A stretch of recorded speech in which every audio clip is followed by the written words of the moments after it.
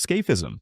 Scaphism was an old Persian punishment, described by Greek writers as being so horribly gruesome that just hearing the story is chilling. According to Plutarch, a renowned Greek biographer and historian, a condemned person was confined between two narrow boats or in a hollowed-out log, with only the head, hands, and feet protruding while the rest of the body was trapped inside. Executioners force-fed the victim milk and honey until he could take no more, causing violent diarrhea that soon filled the wooden shell. The exposed parts of his body were then smeared with more milk and honey, making him a living lure for swarms of insects. Under the blazing sun, flies and maggots settled onto the skin, burrowing into wounds in the waist beneath. Each day attendants would return, forcing more milk and honey into the victim's mouth to keep him alive and prolong the agony. The man was left floating or anchored on a stagnant pond, where the mixture of heat, filth, and decay turned his confinement into a slow, living decomposition. Death came only after days, sometimes more than 2 weeks, from a mixture of dehydration, infection, exposure, and the relentless assault of vermin feeding on his flesh. According to the Plutarch, a man named Mithridates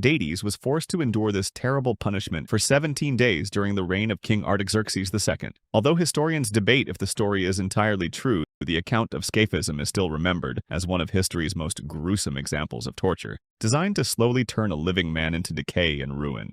Crucifixion. Crucifixion was a punishment designed to maximize both pain and public humiliation. It was widely used in the ancient Mediterranean world, employed by Persians and Carthaginians, and later systematized by the Roman Empire. In a crucifixion, the condemned person was first scourged, then forced to carry the heavy wooden crossbeam to the execution site. There, the victim's arms were stretched out and either tied or nailed through the wrist to the crossbeam, which was hoisted onto an upright post. The feet were then bound or nailed to the post, leaving the body suspended in an agonizing posture. Death came slowly, often over many hours or even days, as the weight of the body made breathing increasingly difficult. The victim would suffer muscle cramps, circulatory collapse, and progressive asphyxiation. To hasten death, Roman executioners might break the prisoner's legs with an iron club, a final stroke that prevented pushing up to breathe and brought on rapid suffocation and shock. Crucifixion was typically reserved for those deemed the lowest or most dangerous, including rebellious slaves, pirates, and enemies of the state. The Romans made it a public spectacle. After suppressing the revolt of Spartacus, 6,000 captured followers were crucified along the Appian Way in 71 BCE. The practice was so ghastly that it was abolished in the early 4th century by the Emperor Constantine, influenced by reverence for Jesus Christ, its most famous victim. Even today, the very word crucifixion is synonymous with horrific suffering, a cruelly efficient execution meant to torture and terrorize. Breaking wheel. The breaking wheel, also called the Catherine wheel, was a public, ritualized execution carried out with grim precision. The condemned was bound to the ground or strapped across the hub of a large wheel, sometimes first fixed to a post so the executioner could strike cleanly. Using an iron bar, a hammer, or the wheel's rim, the executioner broke the long bones in sequence, thighs and calves first to prevent standing, then the forearms, then shoulders and ribs, aiming to shatter without piercing the chest or severing major vessels so the victim remained alive. Attendants might retie or turn the body between strikes to expose fresh targets, and the pacing was deliberate to keep consciousness as long as possible. When the breaking was done, the mangled body was threaded through the spokes or lashed to the wheel itself and raised on a scaffold or high pole for all to see. In other versions, the body was arranged on top of the wheel and posted above the crowd. Death came from shock, internal injury, exposure, or dehydration, unless a final mercy stroke to the chest or neck ended it. Courts distinguished long breakings with extended display from shorter executions, and common accompaniments included a public procession, boiling or tar to slow decay, and posting the head or limbs on gates. The device was later named after Saint Catherine, which makes it sound holy, but its real-life legal purpose was to execute people in a way that would shatter their bodies and ruin their public reputation right in front of the community. Hanged, drawn, and quartered. Hanged, drawn, and quartered was medieval England's multi-stage penalty for high treason, imposed from the 13th century into the 19th century as the ultimate deterrent against betraying the crown. The ritual began with the condemned man bound to a wooden hurdle or wicker sled and dragged by horse through the muddy streets to the place of execution, while crowds jeered and pelted him with refuse. Upon arrival, he was hanged by the neck until near death, his body convulsing as the rope cut off air, then cut down before life had fully left him. While still conscious, he was laid on a block, where the executioner sliced away the genitals and disemboweled him, pulling out the intestines and heart and tossing them into a brazier to burn before his eyes. Some accounts describe the executioner holding up the smoking heart to the crowd with the cry, "Behold the heart of a traitor."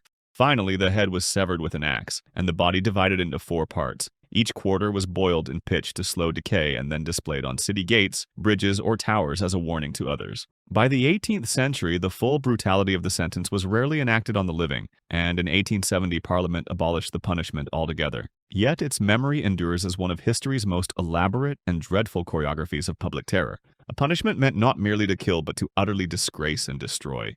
Impalement.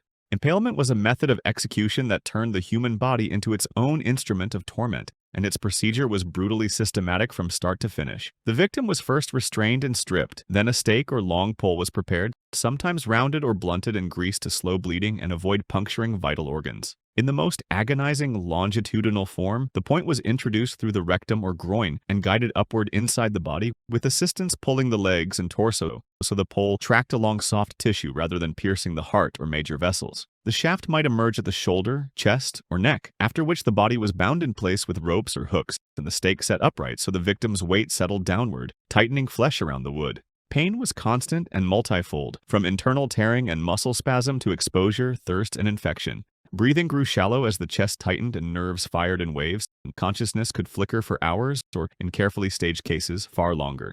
Variants included frontal or dorsal impalement through the abdomen, mouth, or back, and some executioners used angled stakes or cross-bracing to control the posture and prolong life. Death came from a combination of bleeding, infection, suffocation, and total fatigue.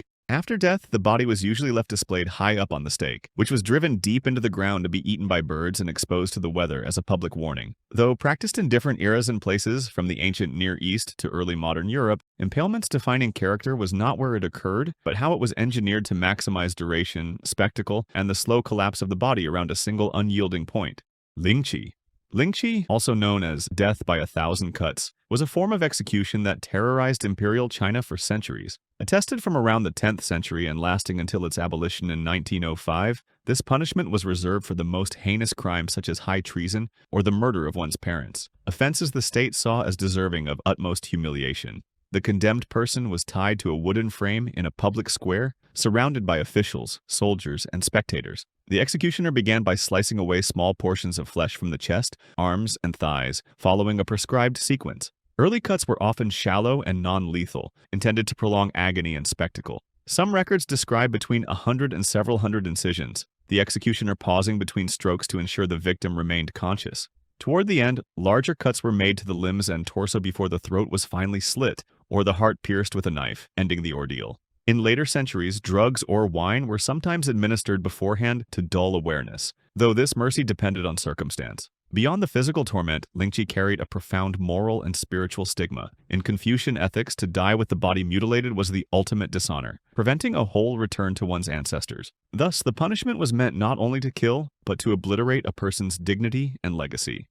It stands in history as one of the most calculated and ritualized forms of torture ever sanctioned by law. If you like this video, subscribe for more.